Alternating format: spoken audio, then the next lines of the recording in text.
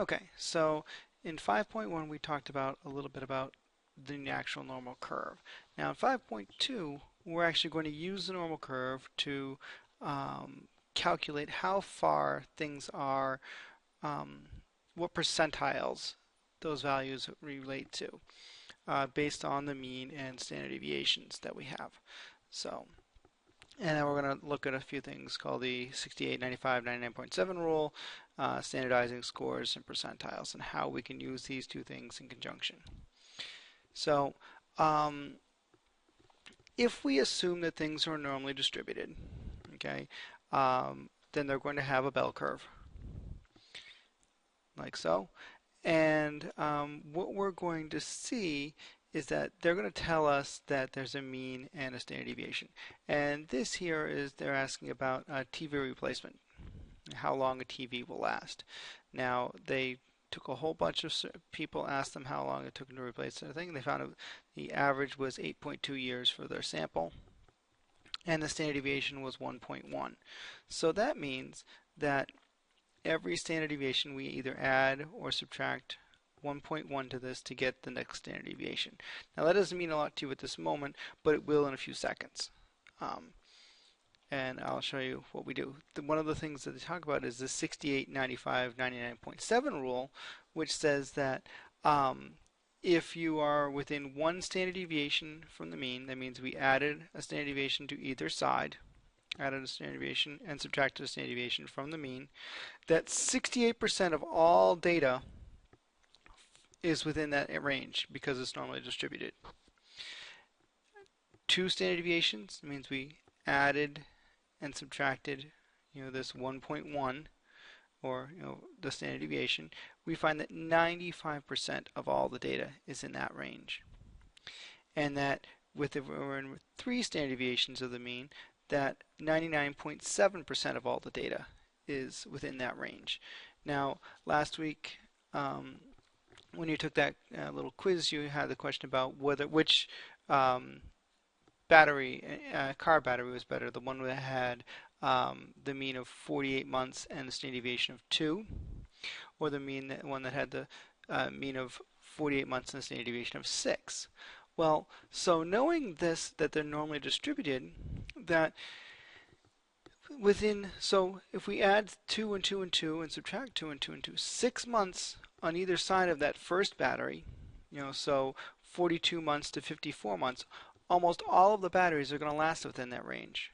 Whereas in the second group, 99.7% are going to be within a year and a half on either side.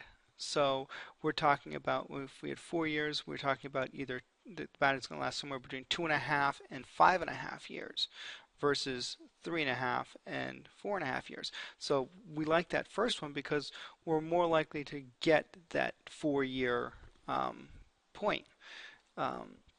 4 years out of our battery, whereas the second battery, we might have to replace it in a little over 2 years. So that's where standard deviation comes into play on these normal distributions, and why this rule is very important. It helps us figure these things out.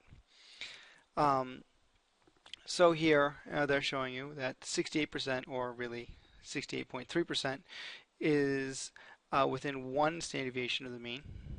95.4% is within 2 standard deviations of the mean, and 99.7% of all data falls within 3 standard deviations of the mean if we have a normal distribution. Okay, so and the other thing to remember is that because where the mean is, 50% is below and 50% is above. So from here to here is the same as, these are symmetric, as the same from here to here. So this is 34%, this is 34%, and we add them up and we get 68%. 47.5%, 47.5%, we get 95%. Okay? So if we look at this, they tell us, okay, well, let's look at an example. So we have a test score, SATs, GREs, LSATs, whatever, all these standardized tests. They have a mean of 100 and a standard deviation, a mean of 500 and a standard deviation of 100. So what does that mean? Well, 68% of all students are going to get a score between 400 and 600 because they're within one standard deviation of the mean. 95% of students are going to have between 300 and 700 because they're two standard deviations. I mean, this is 200, this is 200, 100, and 100. We got two standard deviations. Our three standard deviations, the lowest you can get is a 200. The highest you can get is an 800. So 99.7% of all students are going to be within this range. So there's nobody really below it and there's nobody above it, but at least 99.7% of all your data is within that range. Okay, so there's very few people that are going to get above an 800 and very few people are going to get below 200. That's what this is looking at. Okay, that's how we can use this 98, 68, 90, 68, 95, 99.7 rule. So they're going to ask you how many people are within this range, or what is 68% of the people are within what numbers, and you're going to have to figure out, calculate, well, do you have to add 2%, I have to add one standard deviation to subtract a standard deviation. I'm going to have to add 100 to 500. I'm going to have to subtract 100 from 500, and I'll get this 400 and the 600. Okay, but we need to know the mean, and we need to know the standard deviation. Unusual results, we determine that anything is unusual or an outlier if it's more than 2 standard deviations from the mean. Okay, because 95% of everything is within 2 standard deviations. 5% is a really, really small number. So more likely outliers are going to be anything that's more than 2 standard deviations from the mean. If you're more than 3 standard deviations from the mean, you're a definite outlier. Possible outliers are within that 2%, and really possible outliers are like 1.5 standard deviations.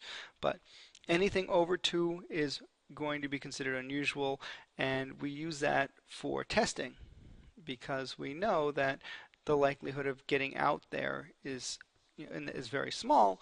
So therefore, if it falls within that range, we probably have something that isn't correct. All right, so that's where those 2 standard deviations comes from. That's very important to find these outliers. So I'm going to do a problem here. You measure your heart rate every day for a year and record the data. And it says that you have a mean of 66 and a standard deviation of 4. So they want to know how many days is your heart rate going to be below 58. All right, so what we're going to have to do is we're going to have to find out how many standard deviations 58 is away from 66.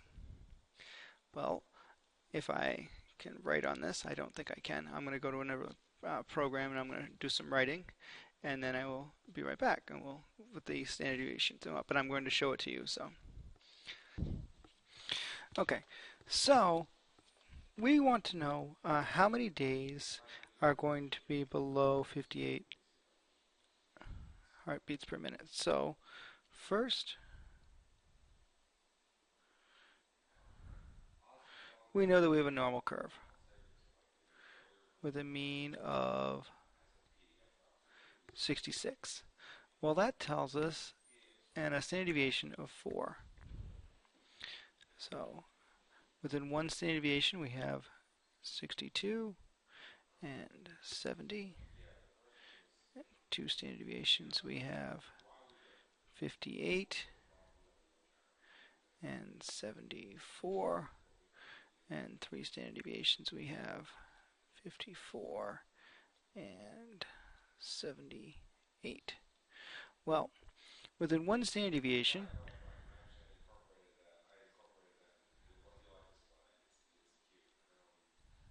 all this is 68%.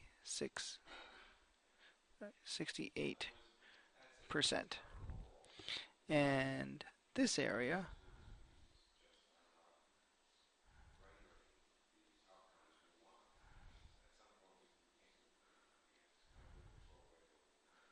is 95%. Well, that means that this remaining area out here and here is 5%. All right. Well, half of it is this is symmetric. Half of it is over here, and half of it is over here. So this piece is 2.5%, and this piece is 2.5%.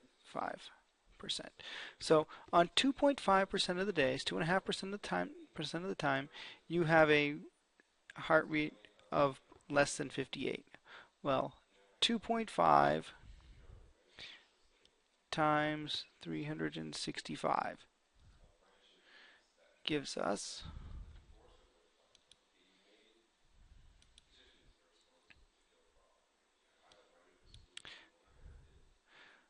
0.025 times 365 equals 9.125 days, or probably 9 days.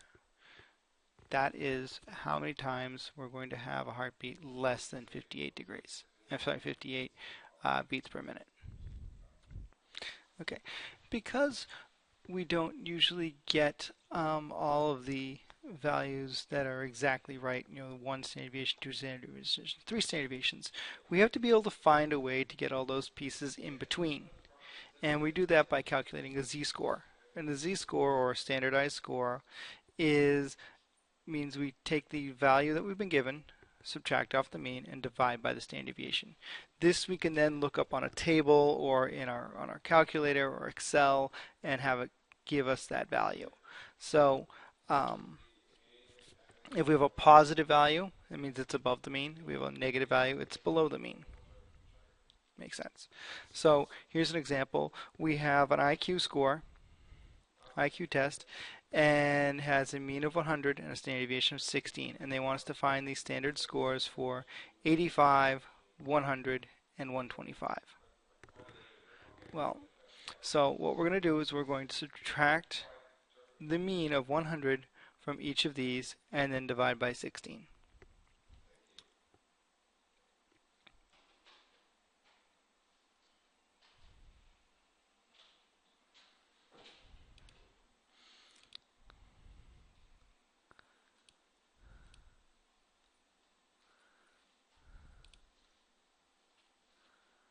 Okay, so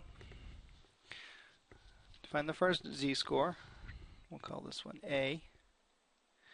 We had 85 minus 100 divided by 16, which gives us negative 15 over 16. They couldn't give us nice simple numbers to do the division on, and we get negative 0.94. In B, we had 100 minus 100 over 16, which is 0, divided by 16, which is 0. And in the last one, we had 125 minus 100 divided by 16, which gives us 25 over 16, which equals 1.56. I don't think I'm brilliant. These were in the book already, so I didn't have to break out my calculator. But that's how we would calculate our standardized scores for each one of these values. Now, what we're going to do with it, I'm going to show you next. Okay, it comes with on the table that we're going to talk about in the next slide.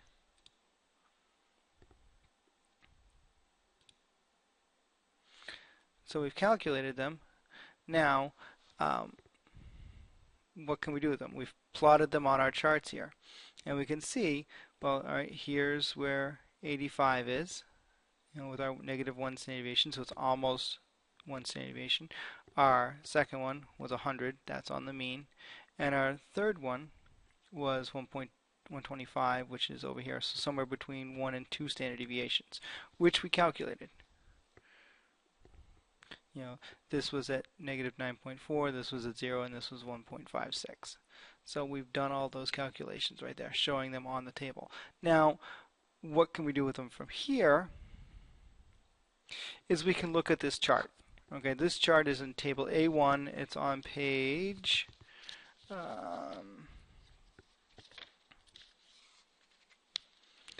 Appendix A. It's on pages 446 and 447. This picture, table 5.1, I believe is on page 211. It's a smaller version of the bigger chart. It has it all there, but it it goes up by 0.05s, whereas in 446 and 447 they're all there. So we can look up and find all those exact values. But if we were just to get a quick glance, negative 9.4, negative 0.94 is pretty close to here. So that's about 17%. 17.11% of the data is below that value. At 0, or obviously here, 50% of the data is below that value. And 1.56 is here 1.5, here's 1.6, so we'll go with 1.5. 93.32% of the values are below that number. Okay, and we can get exact, I said in table A1, we can get exact values. But so this allows us to look at that. We can look at these things and then get percentage scores. So we take our standardized values and we find the percentages, and tells us how much is below it or how much is above it, because we can subtract these values from 1. Because remember, the normal curve has an area of 1, or 100% of all the values are below the normal curve. So here, I don't know what this bar is, so this is from that drawing thing. I can't seem to get rid of it. Cholesterol levels for men 18 to 24 are normally distributed with a mean of 178, standard deviation of 41. What is the percentile of a 20-year-old who has a cholesterol level of 190? Well, so first we have to find the standardized score. All right. Well, we have 190 minus 178 divided by 41. We'll do that here on that. So let's get a new one.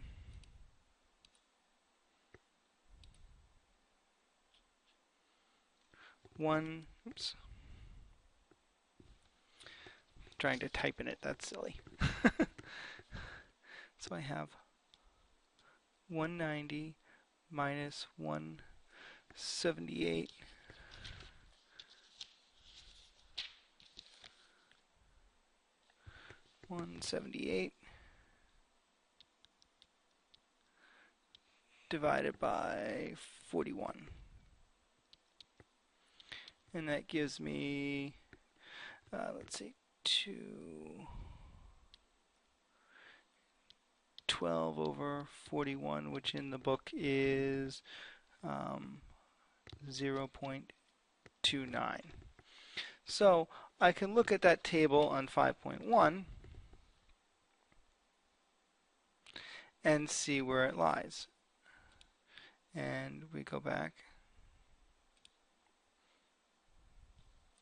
So 0.29, well, that's pretty close to 0.3. So about, and we could want to say what's less than, so we can actually go to the 0.25 value.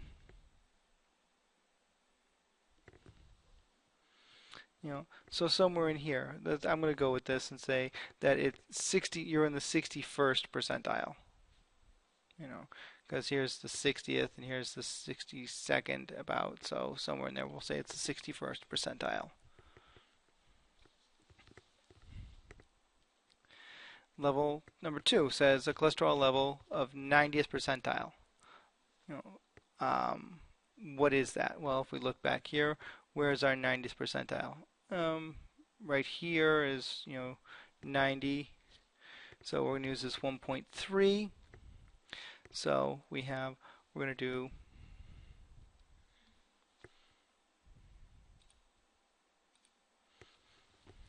grab our little table here again. So the 90th percentile we found was 1.3. And we're going to multiply that by 41. And we find that this is, let's see,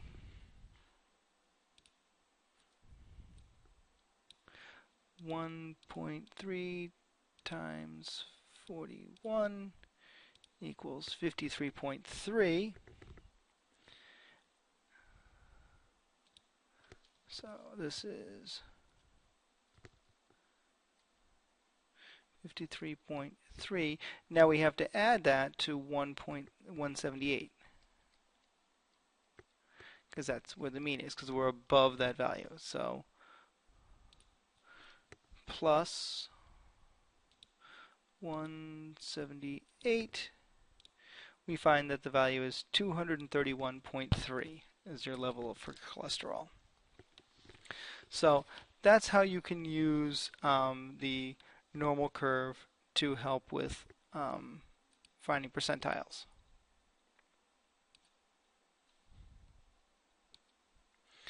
So the last thing is that we can then use this as probability. So from the original thing that we had all the way at the beginning, where we talked about that first graph where we saw that 16% of births were from more than 15 days before the due date. Well, 16 is a 0.16, or about 1 in 6. So about 1 in 6 babies that you come across were born more than 15 days before the due date. So we've made a probability statement, and that's what this is. So we're using the normal curve to generate probability.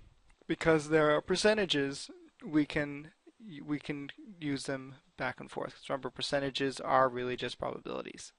So I hope that clears up 5.2, and I will see you Tuesday.